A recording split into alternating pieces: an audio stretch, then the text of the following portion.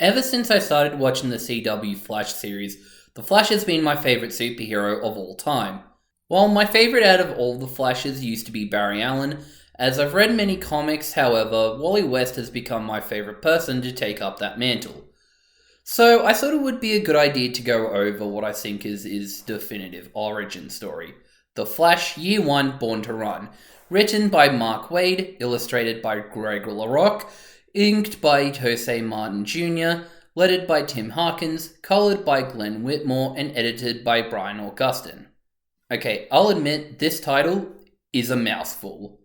This may not be Mark Waid's first time writing for The Flash, as he would help write the 50th anniversary issue and would write Flash Annual Issue 4 beforehand.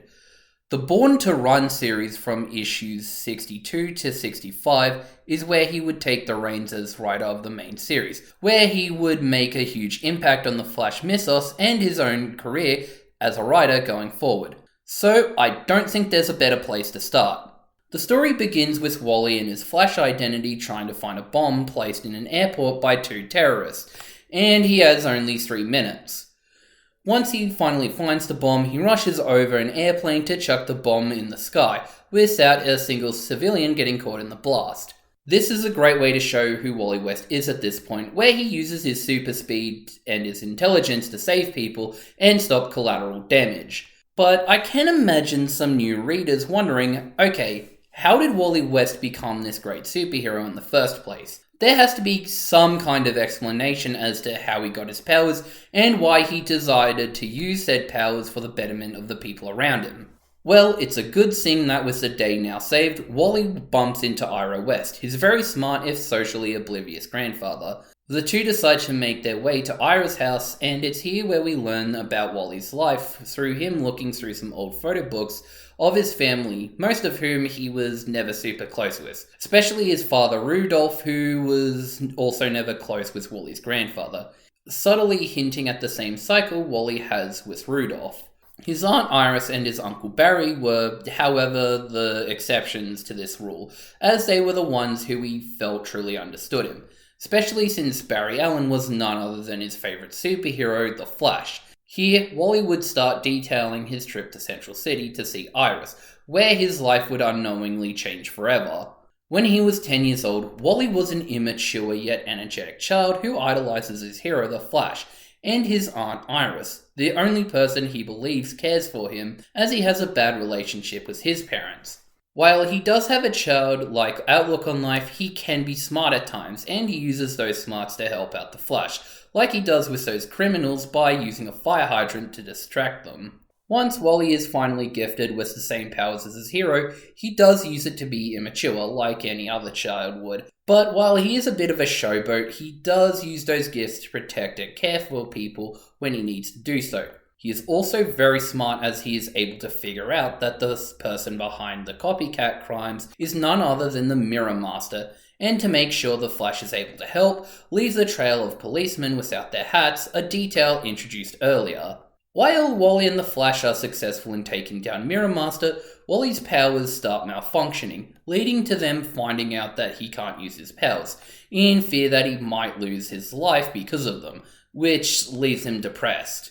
Not only that, but Wally has to return to Blue Valley, which involves a confrontation between him and his dad, leading to him having to stop an incoming cyclone from killing them. Even though Wally's speed might kill him, he decides to use it anyway, so he can protect his father, leading to him realizing that he does care for him and destroying the cyclone completely. It shows that he's truly grown from his immature outlook and that his time with the Flash has truly paid off for the better.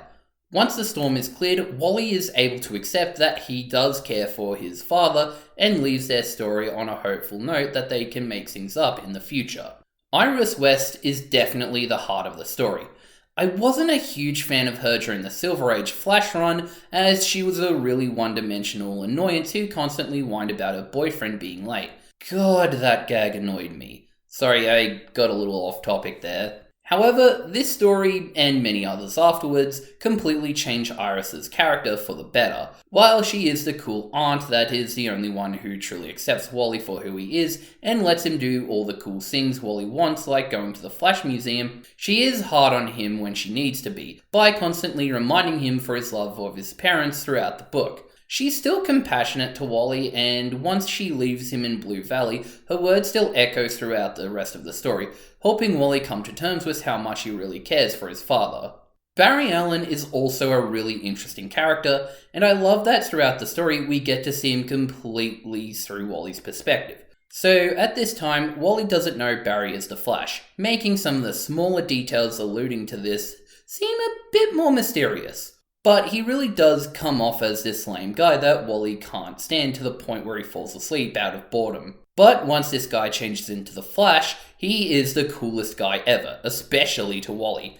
Treating him nicely, helping him get control over his powers, and making him his super speedy partner. But when Wally oversteps boundaries, the Flash does try to explain to him what he's doing wrong and how he should do better.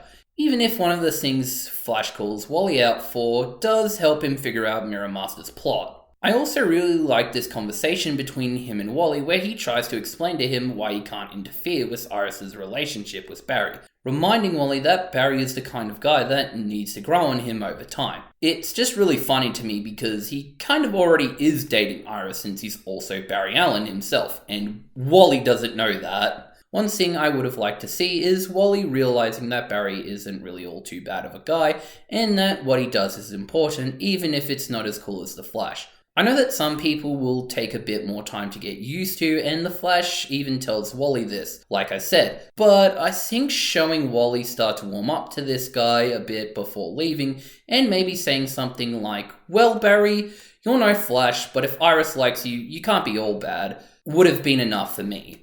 Ira West was also a great character during the storyline. He's a brilliant scientist, as we learn he was the same guy Barry went to when he got his powers, and is able to figure out that Wally's speed usage has been killing him, and is very much sympathetic to Wally's struggles in this moment. He is an absent-minded person, as he does get Wally's coffee order wrong when he has him over, but he does a great job taking up Iris's role of being Wally's rock, reminding him that Iris would be proud of the man he's become, and that he's always been the best part of her life, which says a lot about how much Wally and Iris mean to him, even with his absent-mindedness. There isn't much to say about him, but Mirror Master was also a great antagonist in the story. He's only super relevant in issue 64, but he does make a good impression once Wally and Barry come to face him. He's a very smart planner, who's able to trap Wally in one of his mirrors, something he uses to make him watch the Flash die right in front of him. Because of this, however, he is overconfident, something he'll pay greatly for by getting brutalized by Wally.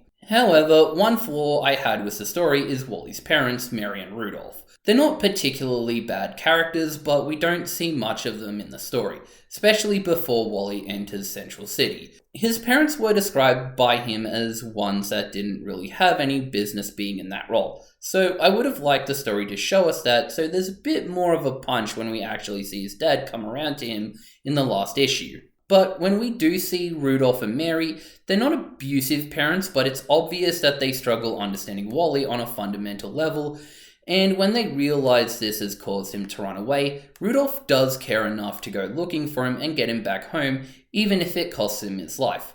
Another thing that helps Wally realize his mistake of not talking to his parents. So overall, I think The Flash Year 1 Born to Run is a really good book.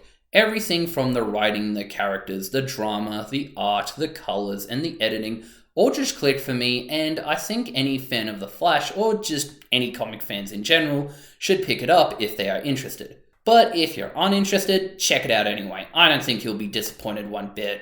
Anyway, I really liked making this video as a whole, so I'm hoping to keep talking about Flash comics and just other comic books in general going forward. So if you want that as well, I highly recommend subscribing, hitting the notification button, and sharing this video around, so that more people can recognize my analytic talents when it comes to comic books. Anyway, I'm Jedi-Liam 64, and I think I've taken up enough of your time. So I'll see you later.